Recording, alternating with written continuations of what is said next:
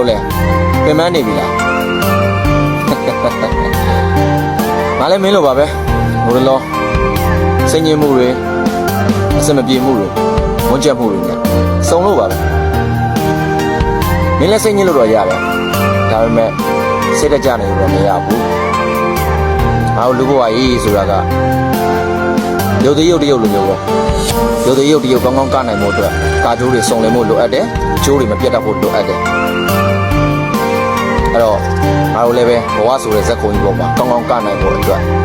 စိတ်သက်ခွန်အားဆိုတဲ့ကျိုးတွေမပြတ်တတ်ဖို့အတွက်လိုအပ်တယ်အရင်စိတ်ညစ်မနေပါနဲ့